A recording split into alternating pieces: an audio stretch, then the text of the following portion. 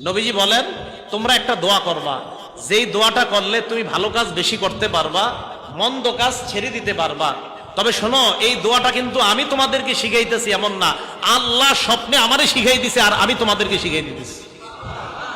দলিল তিরমিজি শরীফের 3233 নম্বর হাদিস। বলবেন আল্লাহুম্মা ইন্নী আসআলুকা ফি'লাল খায়রাত ওয়া তারকাল মুনকারাত ওয়া হুব্বাল মাসাকিন ওয়া ইযা আরাদতা বিইবাদিকা ফিতনাতান ফাকবিজনি ইলাইকা গায়রা মাফতুন। আল্লাহ, যত ভালো কাজ আছে এই ভালো কাজগুলো যেন আমি করতে পারি মাবুদ, এটা আমি আপনার কাছে চাই।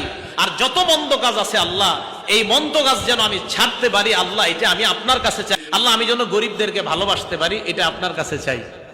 শেষের দিকে আর কি বলতে বলছে? আল্লাহ, আপনি যখন আপনার বান্দাদেরকে ফিতনায় ফেলাইতে চান, ওই ফিতনায় পড়ার আগে আপনি আমাকে আপনার কাছে উঠায় নিয়েন। তাই মুসলমান, এই দোয়া আল্লাহ শিখাই দিয়েছে আমাকে। তোমরা আমাকে এটা বলো।